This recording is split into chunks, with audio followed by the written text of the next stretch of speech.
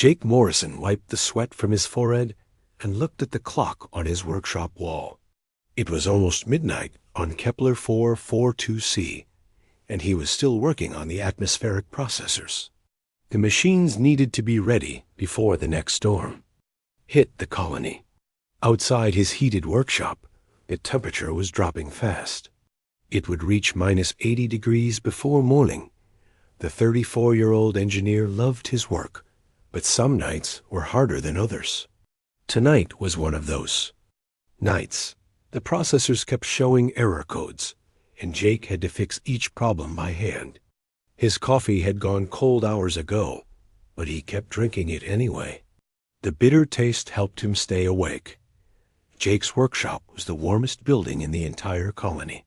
He had built extra heaters and insulation to protect his sensitive equipment. The other colonists sometimes joked that his workshop was warmer than their homes. Jake always smiled when they said this, but he also felt a little guilty.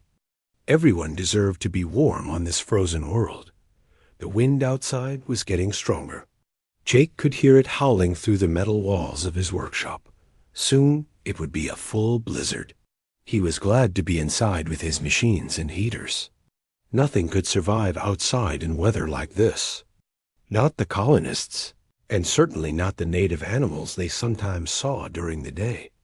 Jake was adjusting a power coupling when he heard something strange. It sounded like scratching at his workshop door. He stopped working and listened carefully. There it was again. Something was definitely scratching at the thick metal door. He walked over to his security monitor and turned it on. The screen showed the area outside his workshop door. At first, Jake saw nothing but blowing snow. Then something moved in the darkness. Jake leaned closer to the screen and turned up the brightness. What he saw made him drop his coffee cup. It crashed to the floor, spilling cold coffee everywhere, but Jake barely noticed. On the screen was the largest animal he had ever seen on this planet. It looked like a wolf, but it was huge. Its silver fur was covered with ice and snow. But that was not the most shocking thing. The creature was carrying something in its mouth. No, not something. 3 small somethings. They looked like baby versions of the large animal. The babies were not moving at all. They hung limp in their mother's mouth, like frozen toys. Jake watched in amazement as the mother animal gently placed the 3 babies on the ground in front of his door. She looked directly at the security camera, as if she knew Jake was watching. Her yellow eyes seemed to glow in the darkness. Then she did something that made Jake's heart race. The mother wolf began to whimper. It was not a normal animal sound. It was full of sadness and desperation. She pawed at the door with her front feet, making the scratching sound Jake had heard. Then she picked up one of the babies and held it toward the camera. The baby was completely still. It might already be dead. Jake had never seen anything like this before. The animal was clearly asking for help. But how could it know that humans might be able to help? How could it understand that Jake had warm buildings and medical equipment? The mother wolf put the baby back down and looked at the camera again. This time, Jake was sure he saw intelligence in those yellow eyes. Real intelligence, not just animal. Instinct. The creature was thinking. It had made a choice to come here. Jake looked at his security screen, showing the outside temperature. -73 degrees and dropping. Nothing could survive outside for very long in this cold. The mother wolf must have traveled a long distance to reach his workshop. She must have carried her frozen babies through the deadly storm. Jake realized she might have walked for hours in the killing cold.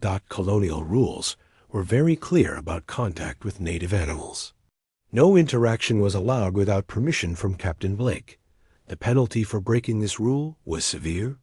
Jake could lose his job or even be sent back to Earth. But as he watched the mother wolf nuzzle her motionless babies, he knew he could not follow the rules this time. Jake grabbed his heavy winter coat and pulled it on. His hands were shaking. as he sealed the coat and put on his insulated gloves. He was about to break the biggest rule in the colonial handbook. He was about to make first contact with an alien species. And he was doing it to save 3 baby animals who might already be dead. The door lock beeped as Jake entered his security code. Cold air rushed into the workshop when the door opened. The temperature difference was like a physical blow. Jake stepped outside into the howling wind and snow. The mother wolf did not run away when she saw Jake. Instead, she stepped back from her babies and watched him carefully. Her body was tense, ready to fight or flee, but she did not leave. Jake realized she was giving him permission to approach her children. She was trusting him with the most precious things in her world. Jake knelt down beside the 3 small creatures. They were beautiful, with thick silver fur like their mother, but they were cold as ice. Their tiny bodies were stiff and lifeless. Jake carefully picked up the first baby and held it against his chest. He could barely feel a heartbeat through his thick gloves. He looked up at the mother wolf. She was watching every move he made. Her yellow eyes never left her babies, but she was not threatening Jake. She seemed to understand that he wanted to help. Jake stood up with the first baby in his arms. The mother wolf made a soft sound, almost like a purr. Then she carefully picked up the other 2 babies in her mouth. Jake opened his workshop door wider and stepped inside. The mother wolf hesitated for only a moment. Then she followed Jake into the warmth and light of the human world. The workshop door closed behind them, shutting out the deadly cold. Jake had just made the most important decision of his life. He had chosen compassion over rules, hope over fear. Now he had to figure out how to save 3 dying alien babies and keep their mother calm while he worked. The clock on the wall showed 12:15. It was going to be a very long night. Jake's hands moved quickly as he cleared a space on his workbench. He swept away tools and computer parts, making room for the 3 small bodies. The mother wolf watched him from the corner of the workshop. Her yellow eyes followed every movement Jake made.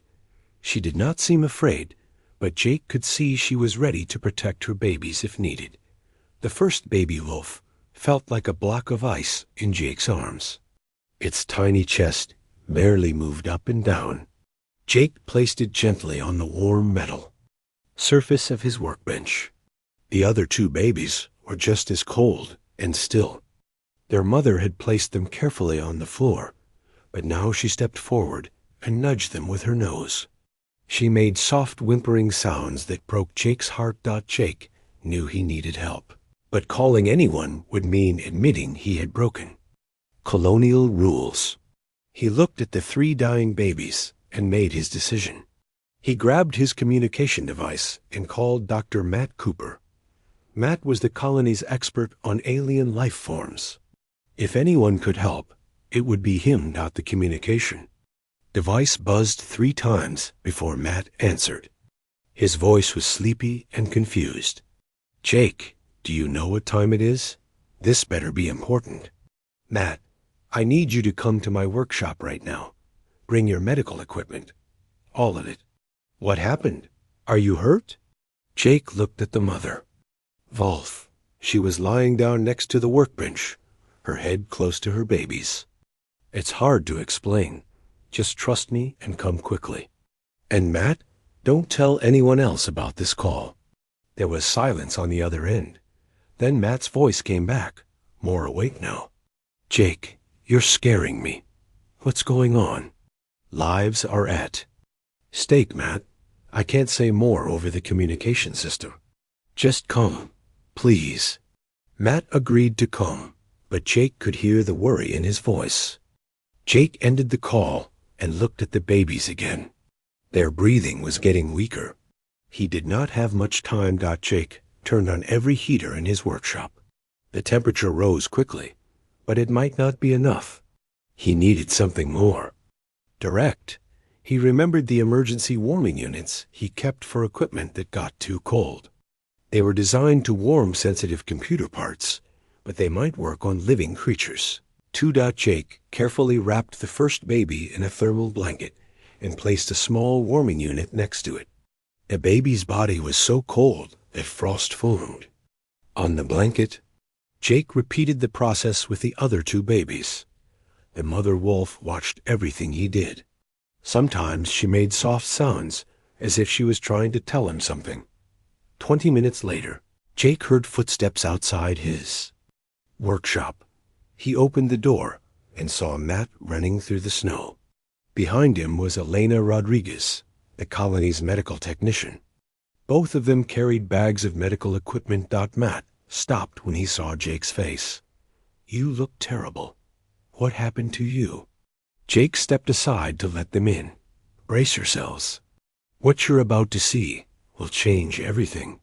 Matt and Elena entered the workshop and stopped dead when they saw the mother wolf. She was still lying next to the workbench, but now she was watching the newcomers carefully. Her body tensed, ready to move. "Oh my God," Elena whispered. "Is that what I think it is?" Matt dropped his medical bag. "Jake, have you lost your mind? That's a native predator. It could kill all of us." Jake moved slowly toward the workbench. "Look at what she brought me." Matt and Elena saw the 3 small forms wrapped in thermal blankets. The warming units hummed quietly next to each baby. Steam rose from the blankets as the ice on their fur began to melt. "She brought them to me for help," Jake said quietly. Her babies were freezing to death, and she somehow knew that humans might be able to save them. Elena opened her medical bag and pulled out a scanner. "May I?" she asked, looking at the mother. Wolf. The mother wolf tilted her head as if she understood the question. Then she moved slightly away from the workbench, giving Elena room to work. Elena ran the scanner over the first baby. "Jake, this is incredible. I'm getting life signs, but they're very weak. Body temperature is dangerously low. Brain activity is minimal." Matt overcame his shock and joined Elena at the workbench. "We don't know anything about their biology. Human medical treatment could kill them." Jake looked at the mother wolf. She was watching the 2 doctors work on her babies. Her eyes showed intelligence that Jake had never seen in an animal before. "She understands we're trying to help. Look at her." The mother wolf stood up and walked slowly to the workbench. She sniffed at the medical equipment and then looked directly at Matt. She made a series of soft sounds that almost sounded like speech. "It's like she's trying to communicate," Elena said in amazement. Matt pulled out more medical equipment. "Okay, we'll try to help them, but we need to be very careful. We could make things worse if we don't understand their biology." For the next hour, the 3 humans worked together to save the alien babies. Jake modified his warming equipment to provide gentler heat. Elena monitored their vital signs and adjusted the treatment based on what the scanner showed.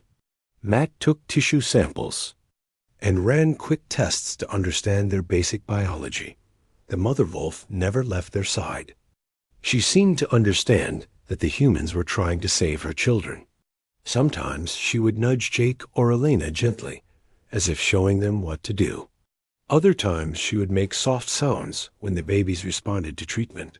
Slowly, very slowly, the babies began to warm up. Their breathing became stronger. Their tiny hearts beat faster. The smallest baby, the one that had seemed closest to death, opened its eyes for a few seconds. Jake felt tears on his cheeks. They were actually doing it. They were saving lives that should have been lost to the frozen night. But then the smallest baby's breathing became irregular again. Its heart rate dropped dangerously low. The warming treatment was not enough. Jake realized they needed to try something no human had ever attempted before. They needed to connect directly with the baby's nervous system. Jake looked at his neural diagnostic equipment designed for testing computer systems. It could read and analyze electrical patterns in machines. But living creatures also used electrical signals in their brains and nerves. It was a desperate idea, but it might be their only chance. The mother wolf seemed to sense Jake's thoughts. She walked over to the diagnostic equipment and sniffed it carefully. Then she looked at Jake and made a sound that seemed like approval. Jake's hands trembled as he prepared to make the connection that would either save the smallest baby or end its life forever. Jake's fingers shook as he attached the neural diagnostic cables to the smallest baby wolf. The tiny creature lay completely still on the workbench. Its breathing was so shallow that Jake could barely see its chest moving. This was either going to save the baby's life or end it completely.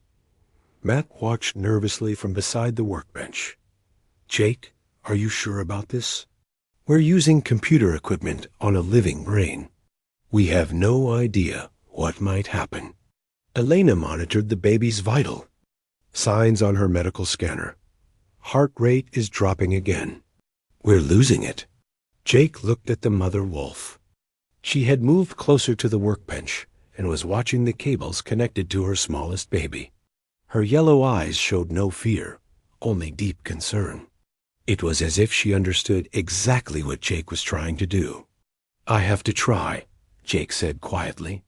He reached for the activation switch on his neural diagnostic equipment. This baby is dying. If we do nothing, we'll lose it for sure. Jake pressed the switch. The diagnostic equipment hummed to life. Numbers and graphs appeared on the computer screen. At first, everything looked normal. The machine was reading electrical patterns from the baby's brain, just like it would read patterns from a computer processor. Then something amazing happened. The numbers on Jake's screen began to change in ways he had never seen before. The electrical patterns were not random like he expected. They were organized, complex, and beautiful. But more importantly, they seemed to be responding to Jake's presence. Matt, look at this, Jake whispered. These brain patterns are incredibly advanced. This isn't just a simple animal brain. Elena checked her scanner again. Wait a minute. The baby's heart rate is stabilizing. Whatever you're doing, it's working. But Jake was staring at his screen in wonder. The electrical patterns were changing again, and this time Jake could almost understand them. It was like looking at a language made of light and electricity. The baby's brain was trying to communicate with the diagnostic equipment. Suddenly, Jake felt something strange in his own mind. It was like a whisper, but not with words. It was a feeling, an emotion. Jake realized he was sensing what the baby was feeling: fear, cold, and desperate need for warmth and safety. Something's happening, Jake said in amazement. I think I'm connected to its mind. Matt stepped closer to look at the screen. That's impossible. Human brains can't interface with alien minds. But Jake was experiencing something that proved Matt wrong. Through the neural connection, Jake could feel the baby's life force growing stronger. More than that, he was beginning to understand how the baby's body worked. He could sense where the cold had damaged its organs and what needed to be healed. Jake adjusted the warming units based on what he was learning through the connection. He could feel exactly how much heat the baby needed and where to apply it. The baby's condition began to improve rapidly. Then something even more incredible happened. The mother wolf walked over to Jake's diagnostic equipment and sniffed at the cables. She looked at Jake with those intelligent yellow eyes, and then she did something that changed everything. She reached out with her paw and touched one of the neural interface cables. The moment her paw made contact, Jake's mind exploded with new sensations. He was no longer just connected to the baby. He was connected to the mother as well. And through her, he could sense a vast network of intelligence that stretched far beyond this workshop. The mother wolf's mind was nothing like Jake had expected. It was deep, complex, and ancient. She had thoughts and memories that went back years.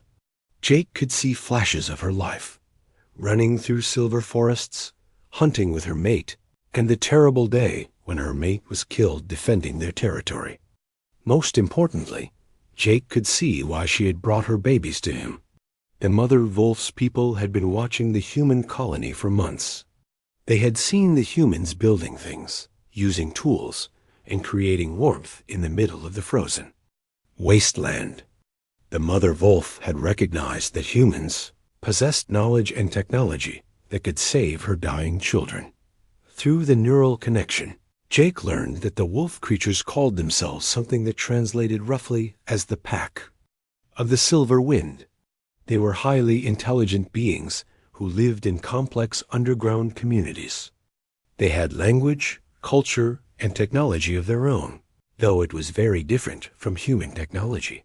The mother wolf, whose name Jake learned was something like Luna Dash, who runs with moonlight, had made a desperate decision.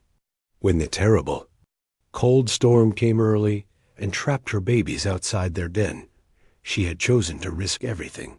She had traveled through deadly weather to reach the humans, hoping they would help her children. Jake shared this information with Luna through the neural link. He showed her that humans were not dangerous invaders, but explorers looking for a new home.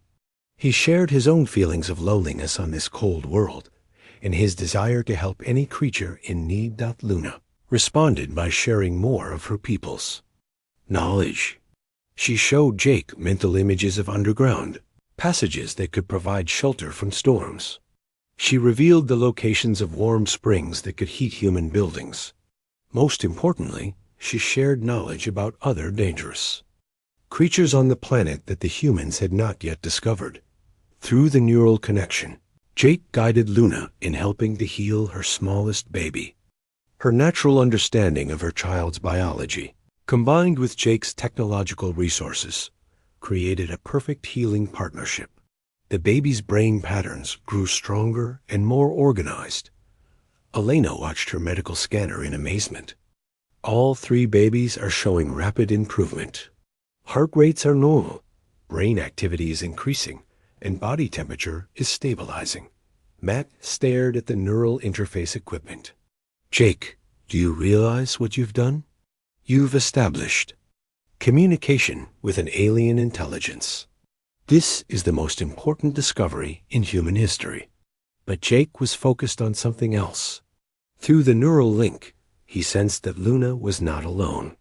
Other members of her pack were approaching the workshop. They had been waiting in the storm, ready to help their pack sister if the humans proved to be dangerous. Jake looked at Luna, and she looked back at him. Through their connection, they shared a moment of perfect understanding. This was not just about saving 3 baby wolves. This was the beginning of something much larger. 2 intelligent species had found each other in the darkness of a frozen world, and they had chosen trust over fear. The smallest baby opened its eyes and looked directly at Jake. In those tiny yellow eyes, Jake saw intelligence, gratitude, and the promise of a future neither species had imagined possible.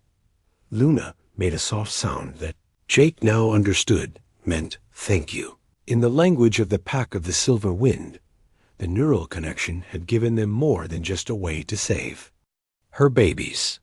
It had given 2 worlds a way to speak to each other.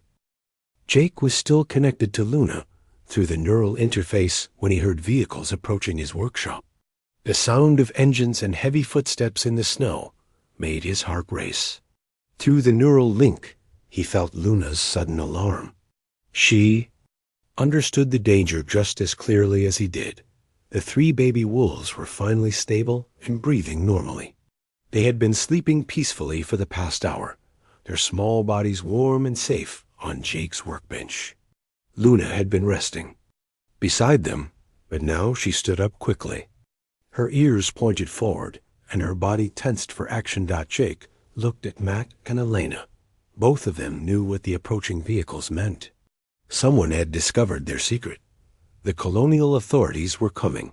We need to disconnect the neural interface, Matt said urgently. If they find us using unauthorized equipment on native life forms, we'll all be in serious trouble. Jake shook his head.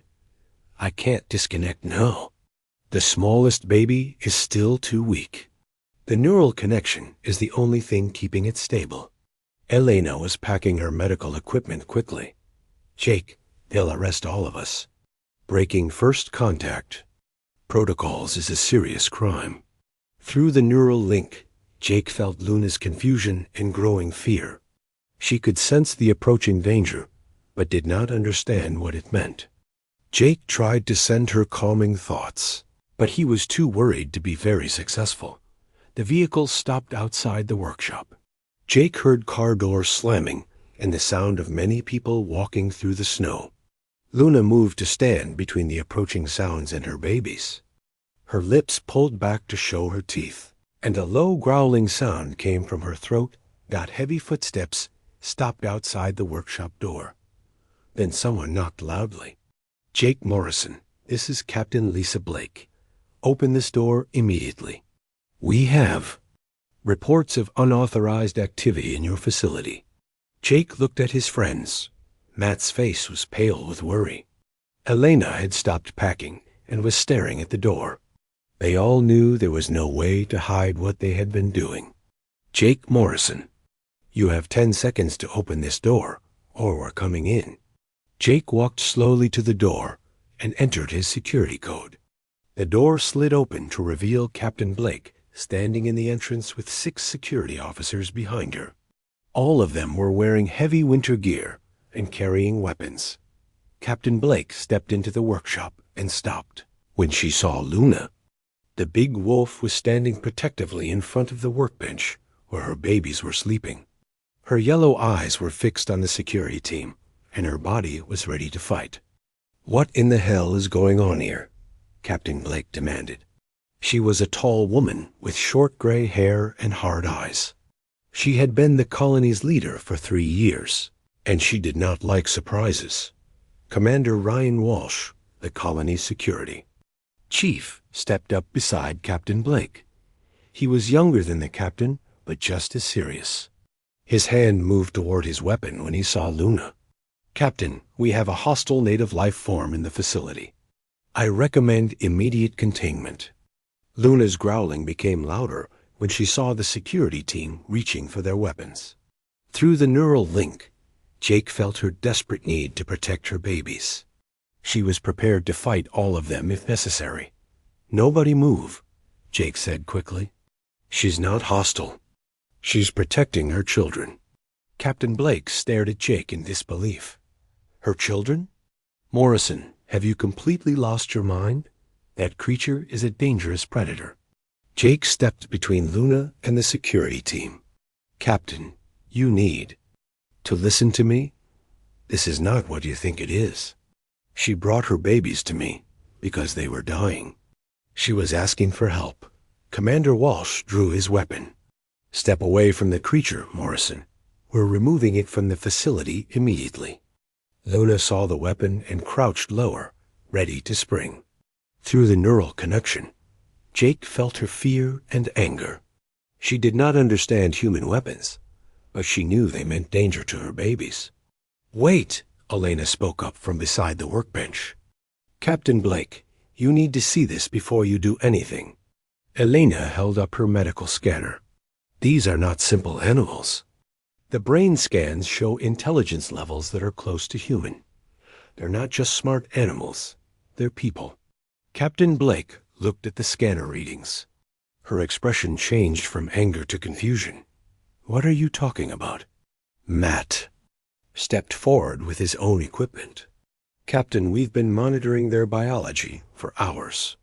They show complex brain activity, organized social behavior, and clear communication abilities. Jake has even established a primitive communication link with the mother. Captain Blake looked at Jake with suspicion. Communication link? What kind of communication link? Jake gestured toward the neural interface equipment. I've been using my diagnostic equipment to monitor the baby's brain activity. But it's become more than that. We can actually share thoughts and emotions. Commander Walsh kept his weapon pointed at Luna. "This is insane. You're talking about telepathic contact with an alien species. Do you have any idea how dangerous that could be?" Luna was watching the conversation carefully. Even though she could not understand the words, she could sense the emotions of everyone in the room. Through the neural link, Jake felt her growing fear for her baby's safety. Captain Blake walked closer to the workbench and looked at the 3 sleeping babies. They were small and harmless, wrapped in thermal blankets. But she also saw the complex neural interface equipment connected to the smallest one. "Morrison, you violated every first contact protocol in the Colonial Handbook. You've endangered the entire colony by bringing unknown life forms into our facility. And you've been conducting unauthorized experiments on alien creatures." Jake felt Luna's alarm through the neural connection. She could sense the hostility in Captain Blake's voice, even if she could not understand the words. "Captain, please listen to me," Jake said desperately. "She's not dangerous. She's a mother who is trying to save her children. All she wants is to take them home safely." Commander Walsh stepped closer to Luna. "I don't care what she wants. She's a security risk, and she needs to be removed." Luna saw the commander approaching and interpreted his movements as a threat.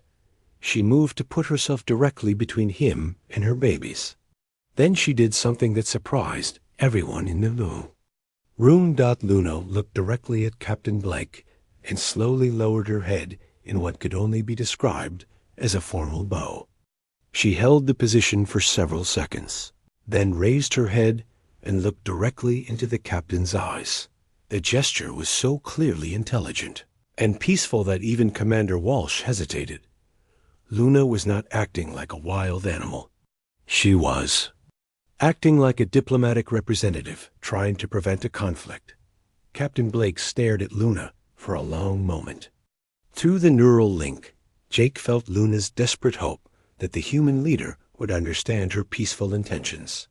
"Captain," Jake said quietly, "she's trying to communicate with you. She knows you're the leader, and she's showing respect." "Captain."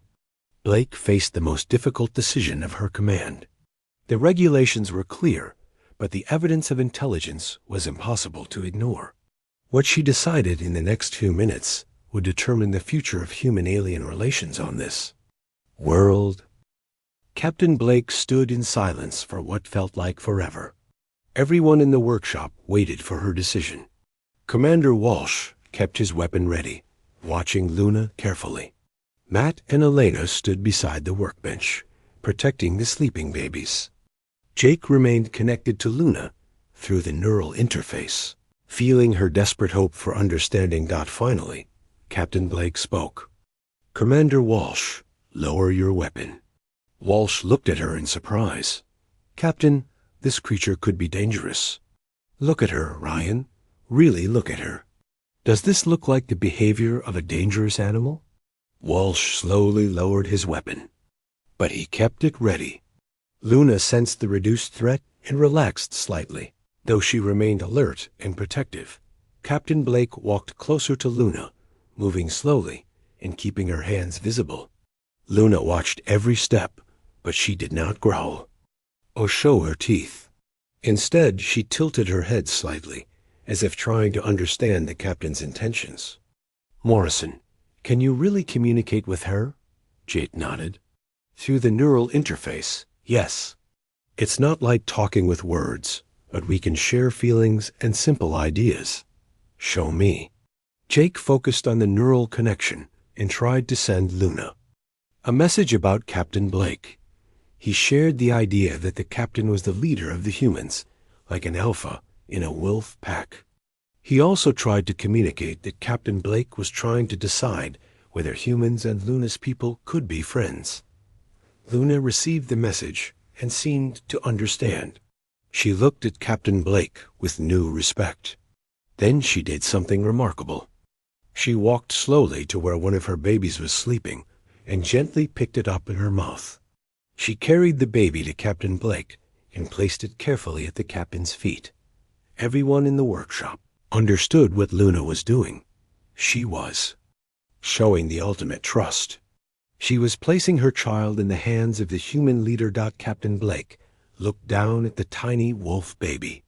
It was sleeping peacefully, its silver fur soft and clean. It looked completely harmless and innocent. Blake knelt down and gently touched the baby's fur. It was warm and alive, breathing steadily. "My God," Captain Blake whispered. "It's just a baby." Through the neural link, Jake felt Luna's emotions. She was still afraid, but she was also hopeful. She had made the biggest gamble of her life, trusting her child to a stranger from another world. Captain Blake stood up and faced her security team. "Nobody is to harm these creatures. They are under colonial protection until further notice." Commander Walsh stepped forward. "Captain, the regulations clearly state—" "I know what the regulations say, Ryan. But the regulations were written for animals, not intelligent beings. This changes everything." Matt moved closer to Captain Blake. "Captain, if I may suggest something. We need to establish proper communication protocols. Jake's neural interface is working, but it's crude and potentially dangerous. We should develop better methods." Captain Blake nodded. "Agreed. This workshop is now classified as a diplomatic facility. I want round-the-clock security, but the guards are to protect, not threaten. These creatures are our guests, not our prisoners." Over the next several days, Jake's workshop became the center of the most important project in colonial history. Jake worked with Matt and Elena to improve the neural interface technology. They created safer, more sophisticated equipment that allowed for clearer communication between humans and Luna. Luna proved to be an excellent ambassador for her people. She was patient with the humans' clumsy attempts at communication. She taught them basic concepts about her culture and her people's way of life. Most importantly, she shared crucial information about the planet that could help the human colony survive. Through the neural link, Luna showed Jake mental maps of underground tunnel systems that her people used to travel safely during storms. She revealed the locations of geothermal vents that could provide heat and power for human buildings. She warned about dangerous predators that lived in the deep forests, creatures that were much more dangerous than her peaceful people. The 3 baby wolves recovered completely and became the first interspecies students. They were curious about everything in Jake's workshop. They learned to operate simple tools and seemed to understand basic human technology. The smallest baby, the one Jake had saved with the neural interface, became especially attached to Jake. It followed him everywhere and tried to help with his work. Luna also brought other members of her pack to meet the humans. They came at night, moving silently through the snow. At first, only 1 or 2 came. But as word spread that the humans were friendly, more of Luna's people began to visit. Jake learned that Luna's pack was part of a much larger society. Pack of the Silver Wind was just one group among dozens of similar communities scattered across the planet. They lived in vast underground cities, connected by tunnels that stretched for hundreds of miles. The technology of Luna's people was very different from human technology, but it was sophisticated in its own way. They had learned to work with the planet's natural systems instead of fighting against them. They used geothermal energy, underground rivers, and natural cave systems to create comfortable living spaces. Captain Blake visited the workshop every day to monitor the progress. She was amazed by what the team was learning. The information Luna provided could revolutionize the human colony. Instead of struggling against the harsh planet, humans could learn to work with it. "Morrison, this is bigger than just our colony," Captain Blake said one evening. "Earth Command needs to know about this. We're not just establishing a settlement anymore. We're building the first interspecies cooperative society in human history." Jake was working on improvements to the neural interface when Captain Blake spoke. Luna was lying beside the workbench, watching him work. Her 3 babies were playing with some of Jake's tools, carefully supervised by Elena. "Captain, Luna's people have been watching us since we arrived. They could have attacked us or driven us away, but they chose to wait and observe. When Luna decided to trust us with her babies, she was speaking for her entire people." Through the neural interface, Jake felt Luna's agreement with his words. She had indeed been taking an enormous risk, not just for herself and her babies, but for all of her people. Captain Blake looked at Luna with new respect. She's not just a mother protecting her children. She's a diplomatic representative who made first contact possible. Jake smiled as he watched one of the baby wolves trying to operate a computer keyboard with its tiny paws. "Captain, I think we're about to discover that cooperation between species can achieve things that neither of us could accomplish alone." Luna made a soft sound that the neural interface translated as agreement and hope for the future. 3 months had passed since Luna first brought her frozen babies to Jake's workshop. The small building had changed completely. What once was a simple engineering workspace was now the most important place on the entire planet. Signs in both human and pack languages marked it as the interspecies Cooperation Center. Jake stood outside the expanded facility, watching the morning activity. Human children walked alongside young pack members, heading to their shared learning sessions. Adult humans and pack representatives worked together on construction projects. The sight still amazed Jake every single day. Luna approached him from the main building.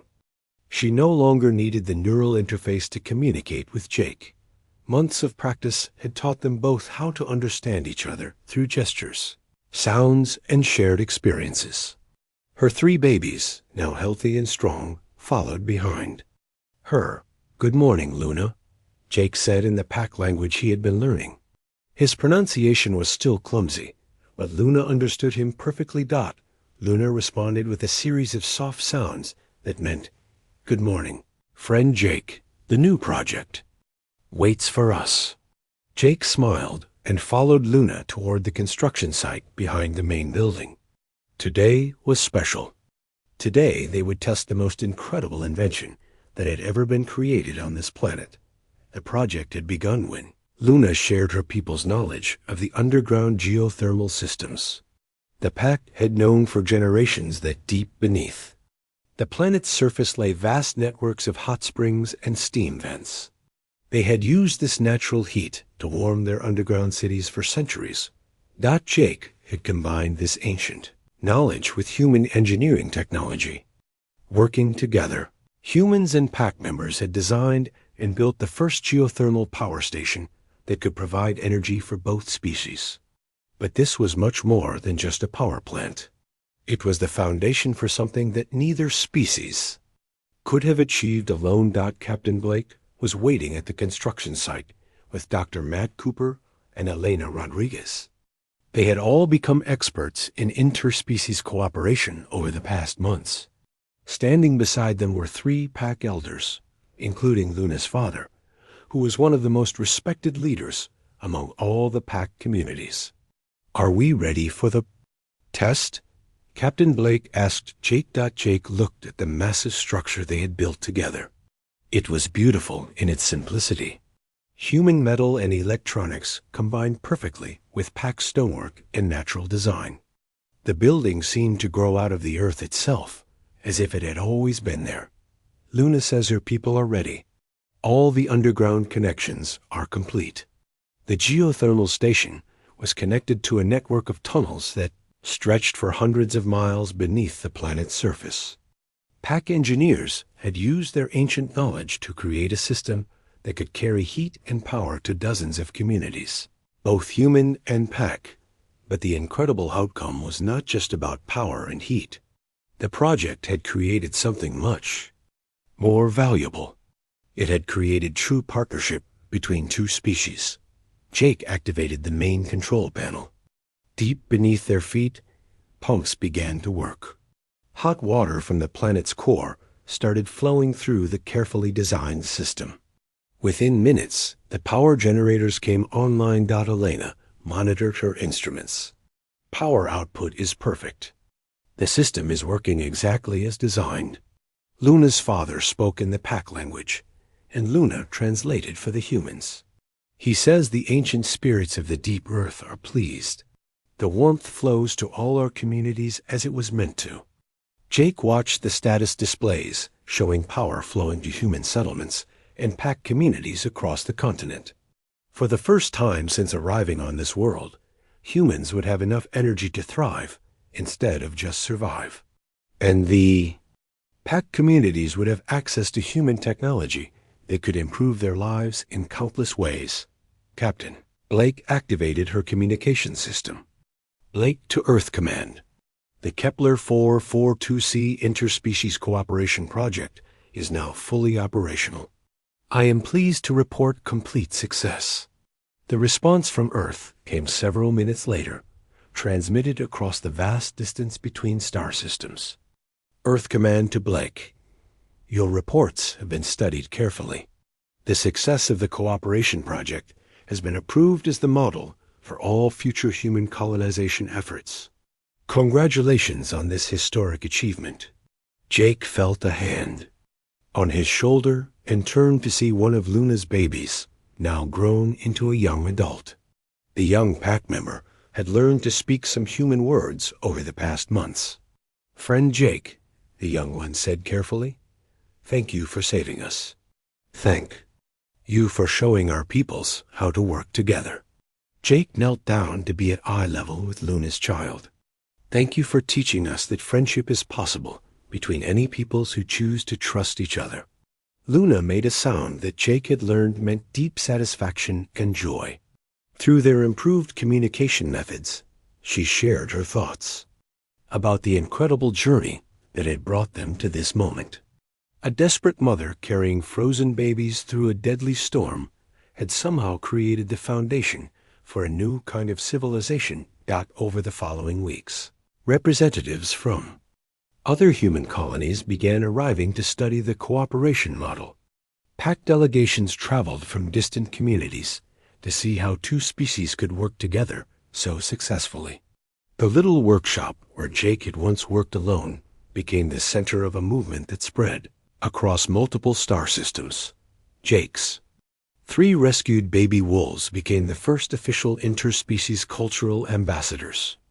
They traveled to other worlds where humans were establishing colonies, teaching both species how to build relationships based on mutual respect and cooperation. Captain Blake, now promoted to Governor of Interspecies Relations, established the Kepler 442c colony as the training center for all future human diplomats and colonists. Every human who wanted to establish a settlement on a world with native intelligent life had to study at the Cooperation Center. Luna became the first pack member to travel to Earth, where she addressed the Human Space Council about the benefits of cooperation over conquest. Her speech, translated through advanced neural interface technology, became one of the most famous documents in human history. Years later, Jake stood in his new office as Chief of Interspecies Engineering. Through his window, he could see the sprawling city that humans and pack had built together. Children of both species played in parks designed by both cultures. Artists from both peoples worked together to create new forms of beauty that neither could have imagined alone. Jake often thought about that frozen night when Luna had brought her dying babies to his door. Her desperate act of trust had grown into something truly incredible. It had proven that the universe was big enough for many different peoples to share, and that the best solutions came when different minds worked together toward common goals. Incredible outcome was not just that two species had learned to cooperate. It was that they had shown the entire galaxy a better way to explore the stars together.